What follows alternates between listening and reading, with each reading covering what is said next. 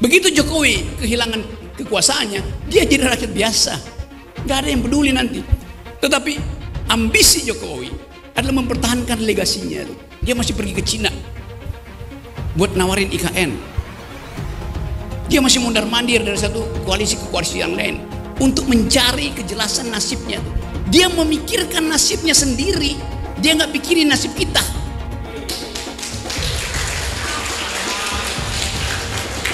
Itu bajingan yang tolol. Bajingan tolol itu sekaligus bajingan yang pengecut. Ajaib, bajingan tapi pengecut gitu. Jadi teman-teman, kita harus lantangkan ini. Saya percaya bahwa 10 Agustus nanti akan ada kemacetan di jalan tol. Bukan saya percaya, saya inginkan. Kita coba ucapkan hal itu secara lantang. Tentu ada konsekuensinya. Saya bisa ditangkap tiap hari itu. 10 Agustus kita bikin gara-gara. Kita cari gara-gara.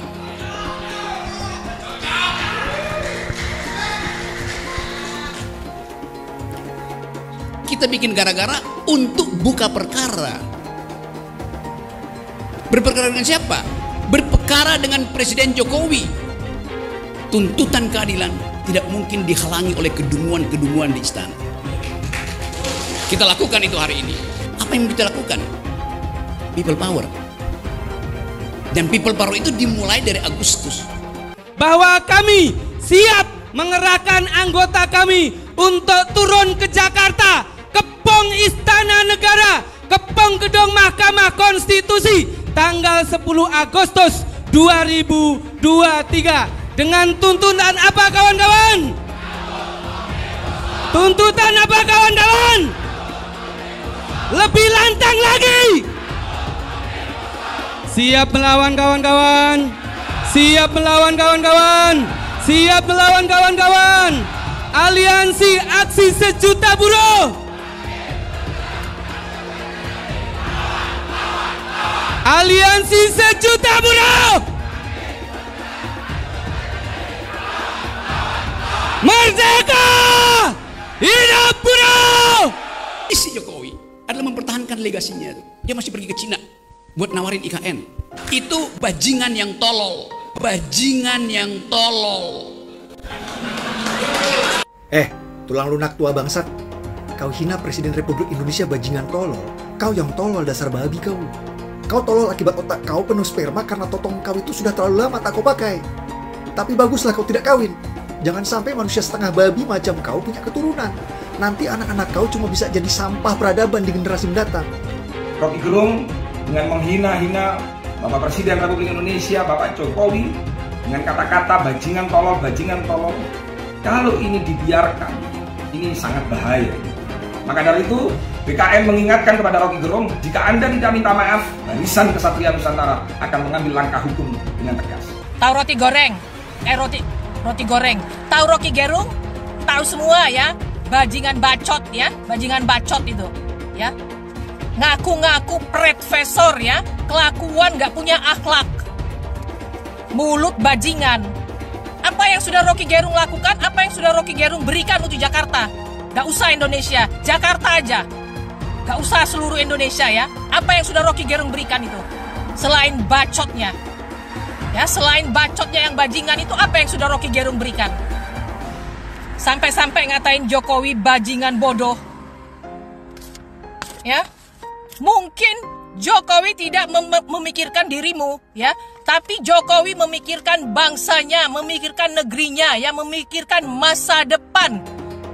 Anak-anak cucu kita semua, termasuk cucu lo kalau ada. Rocky Gerung bajingan. Ya. Wes sudah dulu mak, tak nyocotnya ini kepanasan aku ya. Kepanasan aku nih setiap kali ngoceh macam ini gula darahku dangdutan. Tuh Rocky Gerung itu tangkap Rocky Gerung. Tuh kepengen tak ulek-ulek dia mulutnya ya, cocotnya itu. Nah, dari statement Rocky Gerung ini kita harus pelajari lagi historinya ya, atau sejarahnya. Dia ini berada di kubu mana? Ikuti sejarahnya sampai dengan detik ini, jangan dipilih orang yang ada di kubu Rocky Gerung. Halo aparat penegak hukum yang terhormat. Kalian lagi pada tidur atau masih pada mode rebahan? Apakah bacotan dia ini masih belum cukup bukti untuk menangkap Rocky Gerung yang udah dengan sengaja memprovokasi masyarakat di depan publik? Pemindahan ibu kota itu udah direncanain dari zaman Soekarno, tapi nggak ada yang berhasil mengeksekusi. Karena apa? Ya karena pasti bakalan dapat banyak banget serangan ke pemerintahannya. Bahkan seorang jenderal yang baperan pun nggak berani mempertaruhkan reputasi politiknya dengan mindahin ibu kota Indonesia. Cuma Jokowi doang yang berani. Dan yang mengkritik IKN itulah yang sebenarnya bajingan tololnya. Pulau Jawa itu udah kepenuhan. Semuanya numplek di Jakarta doang. Bukan berarti Jokowi nggak peduli dengan rakyatnya. Emang rakyat Indonesia cuma di Pulau Jawa doang? Kalimantan bukan bagian dari rakyat Indonesia yang mau ikut-ikutan sejahtera dan maju seperti Pulau Jawa? Gua mau nanya sekali lagi ke para aparat penegak hukum di Indonesia yang terhormat.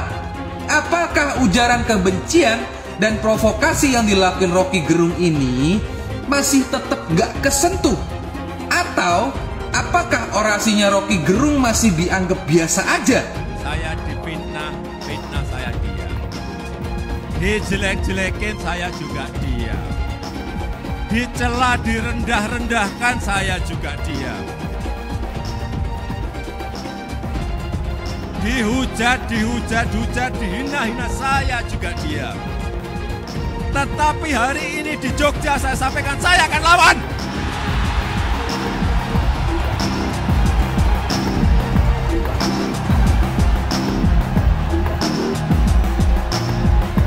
Menyatakan bahwa Jokowi itu sudah pantas dimakzulkan. Seperti saya saat ini mendukung Anies Baswedan sebagai calon presiden Republik Indonesia.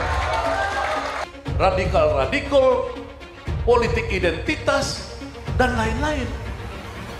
Narasi-narasi itu hanya bisa kita lawan kalau kita tunjukkan fakta-fakta seperti sekarang, bahwa yang berjuang untuk bangsa Indonesia ini sejak tahun-tahun 1600 ketika Portugis datang dan kemudian Jan Pieter Sungkun datang ke Indonesia menjajah, hanya orang-orang yang meneriakkan Allahu Akbar.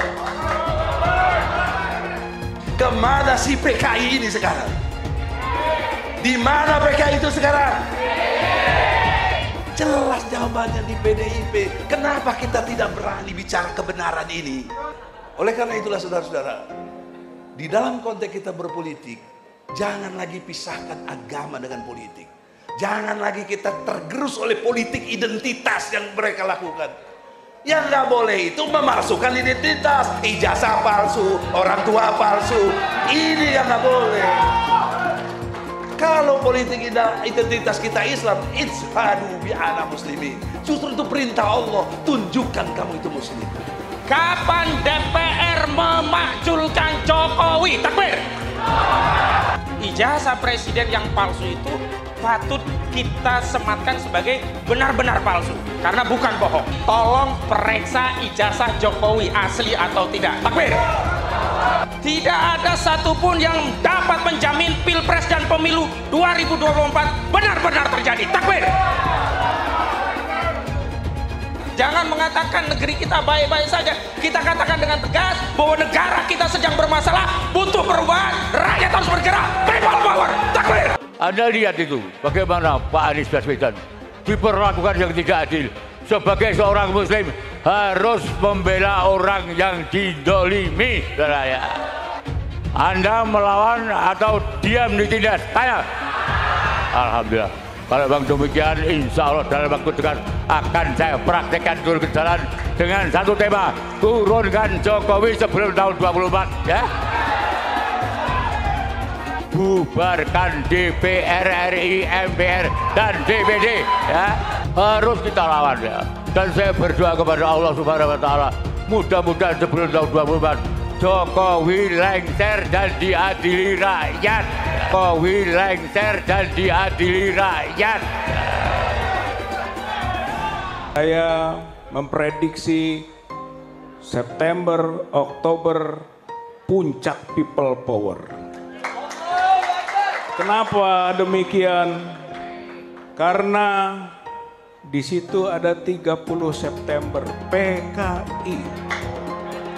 Rezim ini rezim People power! People power! People power! Itu konstitusional, Bapak-bapak, Ibu-ibu, saudara-saudara sekalian. Jangan takut. Kita langsung tekan Pak Jokowinya supaya mundur. Dua pilihan, dimundurkan atau mundur. Dua-duanya people power yang menjadi penyebabnya. Nggak ada lagi, saudara-saudara sekalian. Kita harus merebut kemudi kapal bangsa ini. Ayo turunkan, ayo penjarakan, karena dosa-dosa politiknya sudah banyak sekali. Sudah banyak sekali dosa-dosa politiknya. Sekelas Jokowi tidak terlalu berat, saudara-saudara sekalian. Salah satu pelanggaran konstitusi terbesar, belum pernah dalam sejarah istana dipakai sebagai tim ses. Betul? Itu pelanggaran konstitusi terbesar. Soeharto yang jenderal bintang 5 tidak pernah menjadikan istana sebagai tempat tim ses. Ini terang-terangan dan mendukung Ganjar Purnowo. Ya, ya, Purnowo. Ya, akan segera datang G30 SPKI Jilid 2. Apakah Bapak Ibu siap untuk lawan? Kau 9 cacing itu di mana alamatnya? Kau catat. Laporkan ke saya. Pemusatan TKA itu di mana saja? Laporkan ke saya. Selanjutnya, keturunan-keturunan PKI yang di DPR, yang di MPR, di mana rumahnya? Laporkan ke saya. Siapkan brigade-brigade, brigade milenial, brigade emak-emak untuk setuju. Mahasiswa, petani, nelayan akan ikut bersolidaritas. Jangan salahkan lagi rakyat ketika 10 Agustus menjadi people power. Dan hati-hati kau Jokowi, kursimu bisa Lengserkan Jokodok. Takbir. Siap serbu istana. Siap serbu istana. Siap ambil alih kekuasaan. Takbir. Pancasila Soekarno, ketuhanan ada di pantat. Anak Tuhan dari mana? Kalau Yesus anak Tuhan, bidangnya siapa? Takbir besok di seluruh wilayah Indonesia kami katakan dalam. Bapak Ibu yang dimuliakan Allah, oleh sebab itu solusi penyelesaian umat ini hanya satu. Apa itu? Khilafah. Tegaknya khilafah, maka selesailah masalah. Takbir. Halal haram demokrasi. Kita pakai dulu sementara sistem kafir ini. Orang bilang kafir mana bisa? Sementara. Kalau semuanya sudah baik, kita pakai sistem Islam, naik khalifah. Iblis hanya menggoda orang yang beriman. Makanya jarang-jarang orang kafir kerasukan setan. Yang kerasukan setan itu orang baik-baik. Jarang, saya belum pernah nengok Cina kerasukan setan. Pernah tak Ahok itu kerasukan setan? Enggak, setannya juga pernah. Karena sesama setan dilarang saling menggoda. Karena di salib itu ada jin kafir. Karena di salib itu ada jin kafir. Karena di salib itu ada jin kafir. Haleluya. Kepalanya ke kiri apa ke kanan? Kepalanya ke kiri apa ke kanan? Tetap percaya salib itu lambang mulia, bukan jin. Kok ketawa? Aku nggak nyindir siapa-siapa loh. Saya nggak pernah mundur untuk kebenaran, keadilan, kejujuran, dan peri kemanusiaan. Gue nggak pernah mundur. Dan gue nggak pernah takut juga sama lu. Siapapun yang rasis, gue akan hadapin. Karena rasis itu tidak berperi kemanusiaan. Sama saya ditanya dulu kan, kamu nyesel nggak statement kamu di Pulau Seribu sehingga masih masuk penjara? Tidak pernah nyesel. Karena saya mengatakan kebenaran. Anies didukung oleh FPI, HTI, dan pengasong khilafah lainnya. Etnis Tionghoa dicap sebagai pemberontak, sedangkan etnis Arab dianggap sebagai tuan atau tuan dari pribumi. Etnis Arab dipuja-puja dan dianggap sebagai dewa. Lihat saja Rizik Syihab dan Bahar Smith dipuja-puja padahal mereka mengujang kebencian. Pengasong khilafah seperti Rizik Syihab, Bahar Smith, dan teman-teman, mereka hanya buat gaduh di Indonesia. Relawan Anies, terutama dari FPI, HTI, PA212 seperti Bahar Smith dan Rizik Syihab, selalu menghujat Cina, etnis Cina. Tapi saat ini negara Cina sudah menjadi nomor 1 di dunia. Saya bangga sebagai Cina. Sedangkan negara Amerika sanjung-sanjung itu, Arab Yaman, masih belum maju dan masih terbelakang. Saya percaya Indonesia dengan mayoritas pribumi juga akan menjadi negara maju. Seharusnya Arab Yaman belajar dari negeri Cina. Seperti kata kitab suci, belajarlah sampai ke negeri Cina. Anies dan juga pendukung Anies seperti Rizik Syihab, Bahar Smith, dan kelompok-kelompok HTI dan FPI harus belajar ke negeri Cina supaya tidak lagi melakukan kelebihan bayar. Lihatlah rekam jejak Anies selama 5 tahun. Bayangkan Indonesia ke depan jika dipimpin oleh Anies. Dan bayangkan jika Anies menang. HTI dan FPI, ormas khilafah yang dibubarkan itu akan dikembalikan oleh Anies. Apakah kita mau Pancasila diganti jadi khilafah? 10 Agustus kita bikin gara-gara. Kita cari gara-gara.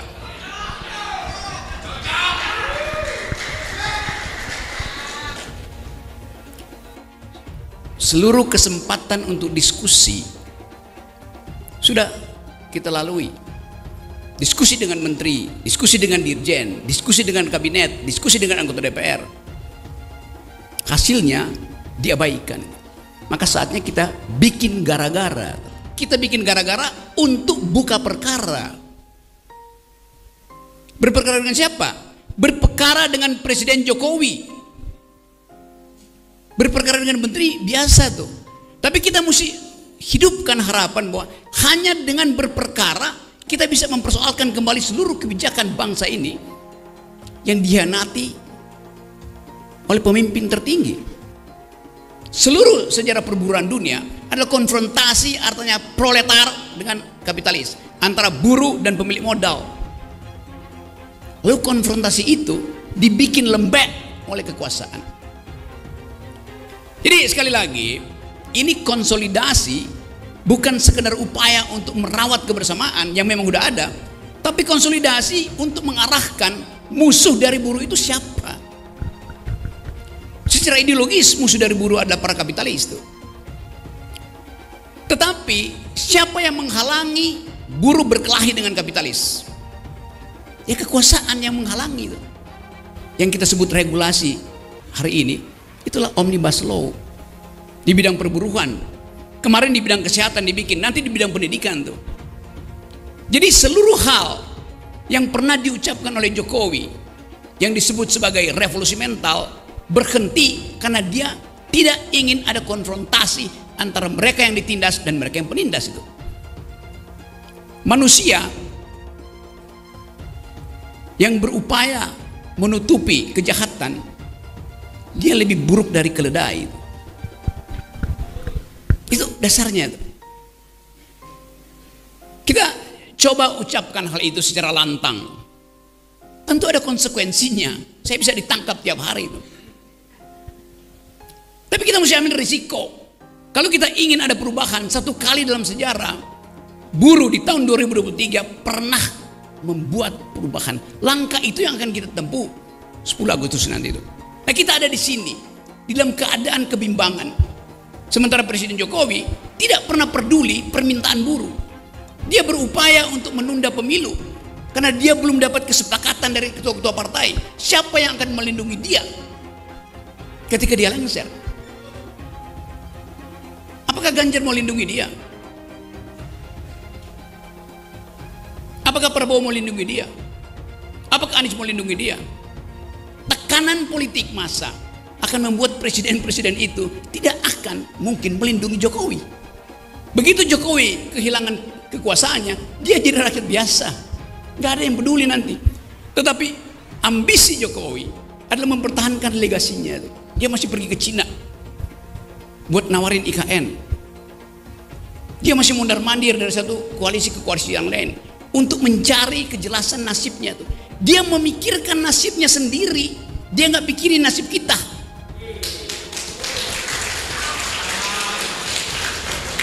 itu bajingan yang tolol. Kalau dia bajingan pinter, dia mau terima berdebat dengan Jumhur Hidayat. Tapi bajingan tolol itu sekaligus bajingan yang pengecut. Ajaib, bajingan tapi pengecut itu. Jadi teman-teman, kita harus lantangkan ini. Saya percaya bahwa 10 Agustus nanti akan ada kemacetan di jalan tol. Bukan saya percaya, saya inginkan. Lebih baik macet di jalan tol daripada macet di jalan pikiran.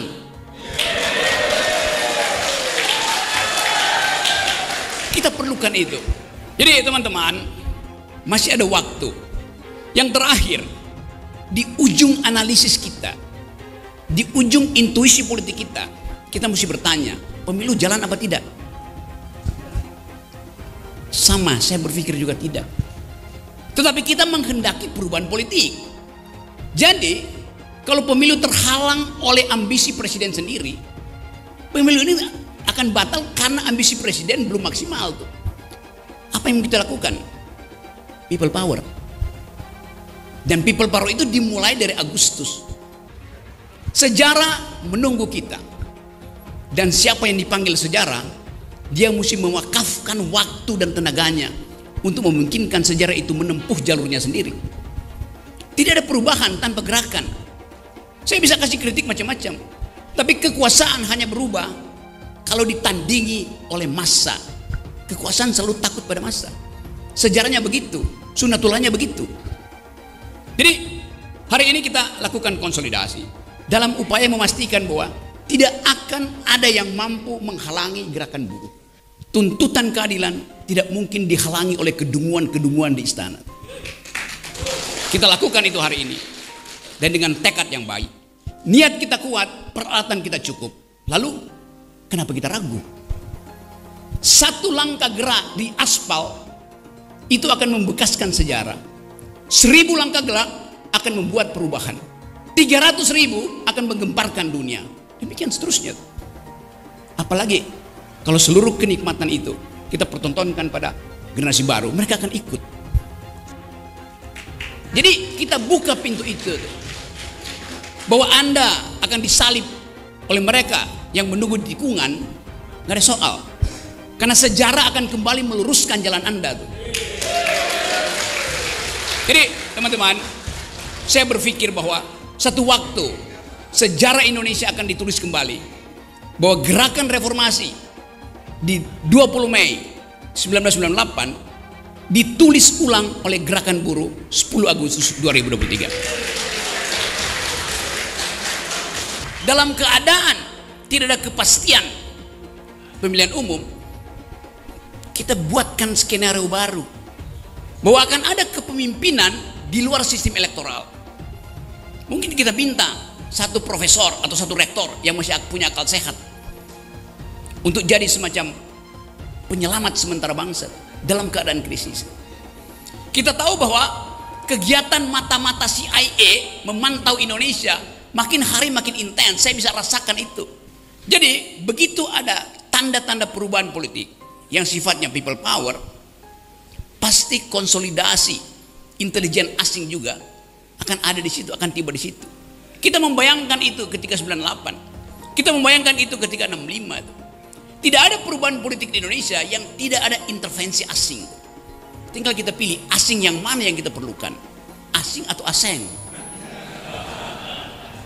Jadi sekali lagi kita bersiap untuk memantau, jangan sampai gerakan buruh itu dicawe-cawe oleh mereka yang nggak punya akal. Buruh meminta seseorang tiba untuk menjadi leader, bukan jadi dealer. Ada pemimpin buruh yang dealer sifatnya tuh, pragmatis, oportunis. Jadi kita bersihkan dulu mental kita supaya satu waktu kita tahu bahwa Omnibus Law dibatalkan bukan oleh si menteri atau presiden, tapi dibatalkan oleh kekuatan rakyat. Ada kegelisahan emak-emak, ada kalkulasi yang belum sempurna oleh mahasiswa tuh. Tetapi buruh selesai dengan problem itu, dan emak-emak akan ikut di belakang. Bayangkan hari pertama 100.000 emak-emak turun ke jalan kasih kita aqua. Itu menunjukkan bahwa seluruh bangsa ini menitipkan aspirasinya, menitipkan harapannya pada gerakan buruh. 3 hari kemudian mahasiswa turun. Hari keempat, pas saya pastikan 10.000 profesor akan turun ke jalan karena mereka malu melihat buruh bertanding sendiri. Itu momentum yang akan kita lakukan. Jadi teman-teman, kita pastikan dari Bekasi akan ada perubahan. Bekasi artinya berani beraksi. Buruh bersatu! Apa yang dikatakan Bung Rocky Gerung, baik tadi maupun yang lalu, itu adalah benar. Jalan pikiran jangan kalian pusingkan. Karena kalau kalian pusing dengan jalan pikiran yang kalian pilih, maka kalian tidak membuat perubahan. Buktikan buruh bersatu. Kurang kencang, buruh bersatu. Tak bisa dikalahkan. Di mana ada pemerintahan di dunia ini yang bisa menang dengan gerakan buruh? Hanya buruh yang macet pikirannya seperti Bung Rocky Gerung, maka pemerintah itu berleha-leha dengan keinginannya, dan kalian akan hidup dari UMP ke UMP ke UMP. Jadi saya juga tidak mau hidup dengan UMP. Saya tidak hidup dengan pensiun Tuhan, karena anak-anak saya pernah saya beri pendidikan. Tapi seharusnya saya memiliki negara, saya hidup dari pensiun saya. Oleh karena itu, tanggal 10 saya akan tagih pensiun kepada negara. Hidup buruh! Tapi hak Anda, kedaulatan rakyat Anda adalah di tangan Anda sendiri. 10 Agustus, 11 Agustus, 12 Agustus, 13 Agustus, 15 Agustus, kalian harus menang. Hidup Pak Saud. Ahok pasti akan mendukung Ganjar karena Ahok anti radikalisme.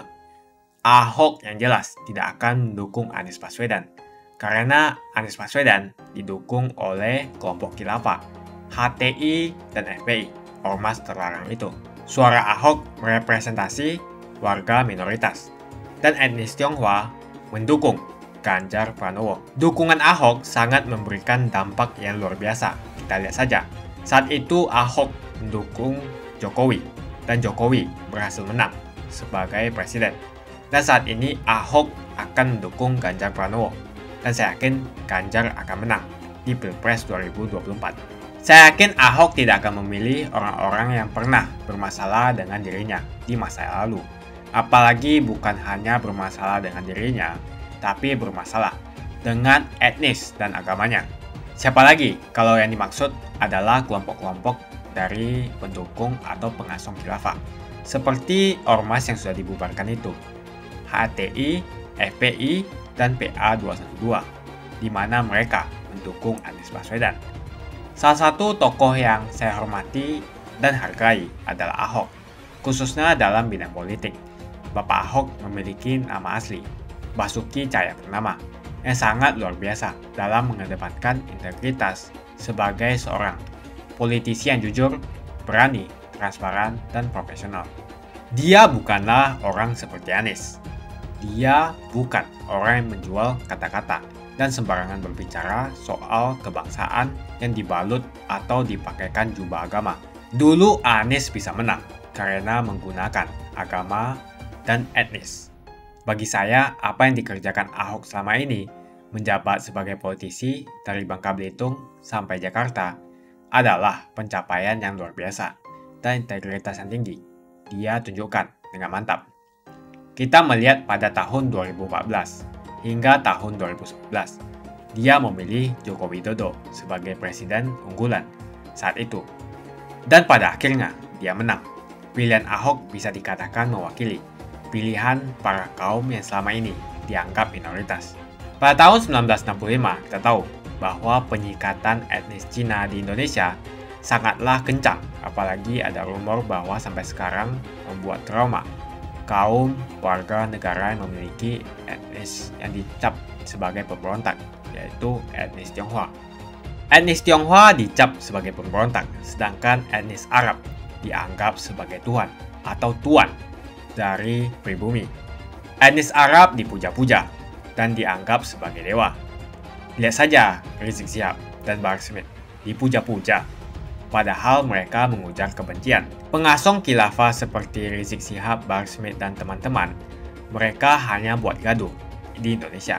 Sehingga pada tahun 2016, Ahok mulai maju dan berani untuk tampil menjadi showcase bagi perpolitikan negara ini dengan meletakkan standar yang begitu tinggi bagi seorang pemimpin politik, khususnya pemimpin daerah. Ternyata isu-isu suku, agama, dan ras antar golongan pada tahun 2017 masih terjadi dan begitu masif yang dilakukan oleh kelompok-kelompok kadrun itu. Isu agama, ras, dan antar golongan dinikmati oleh relawan Anies. Saat itu Anies didukung oleh FPI, HTI, dan pengasong khilafah lainnya.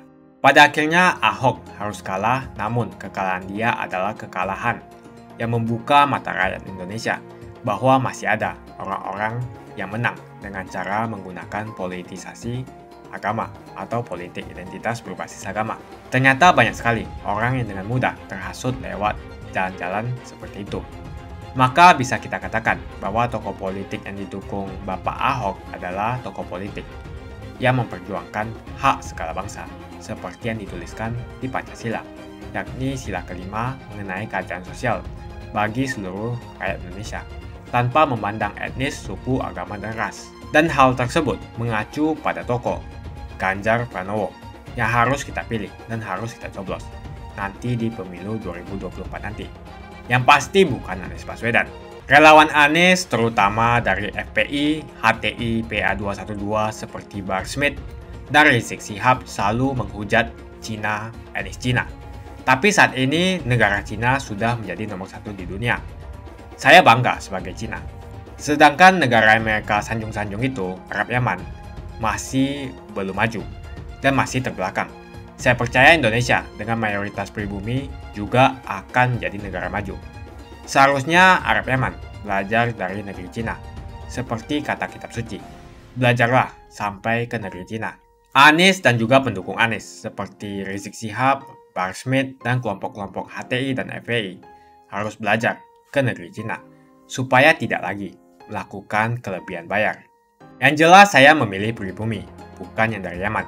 Ganjar jelas pribumi, nasionalis, dan pasti akan melanjutkan visi dan misi dari Pak Jokowi. Anies merupakan antitesis daripada Pak Jokowi dan diragukan kenasionalisannya, apalagi pribumiannya. Antitesis artinya bertolak belakang dengan Jokowi. Anies sudah menyatakan tidak akan melanjutkan semua program dari Pak Jokowi. Jadi semua pembangunan yang dilakukan oleh Pak Jokowi akan dihentikan oleh Anies jika Anies menjadi presiden. Lagi pula Anies didukung oleh khilafah dan pendukung Anies adalah ormas seperti FPI dan HTI. Apa kita mau FPI dan HTI kembali di Indonesia jika Anies memimpin? Anies juga dikenal sebagai bapak politik identitas yang menghalalkan segala cara untuk menggapai kekuasaannya, termasuk menggunakan politik identitas berbasis agama. Lihatlah di kasus Ahok kali itu. Kita sudah bisa melihat hasil kerja Anies selama 5 tahun di Jakarta. Tidak ada satupun janji yang dipenuhi dan tidak ada kinerja yang bisa dibanggakan. Dari DP 0%, OKOC, kelebihan bayar, Formula E, banjir, sumber resapan, jalan rusak, dan gonta-ganti nama jalan. Lihatlah rekam jejak Anies selama 5 tahun. Bayangkan Indonesia ke depan jika dipimpin oleh Anies. Dan bayangkan jika Anies menang. HTI dan FPI, ormas khilafah yang dibubarkan itu akan dikembalikan oleh Anies. Apakah kita mau Pancasila diganti menjadi khilafah? Bagian Indonesia Timur yang mayoritas non-muslim seperti Bali tidak akan setuju dengan khilafah atau sistem khilafah. Mungkin Indonesia akan bubar jika Anies menjadi presiden. Perkataan Ahok sudah terbukti dan Jakarta sudah menjadi korban. Jangan biarkan Indonesia menjadi korban kibulan Anies Baswedan. Umat minoritas, terutama kaum Tionghoa, tidak akan memilih Anies Baswedan. Saya yakin karma Ahok mengejar Anies Baswedan. Dulu Anies memainkan politik identitas kepada Ahok. Sekarang Anies dipertanyakan kepribumiannya karena dia dari Yaman.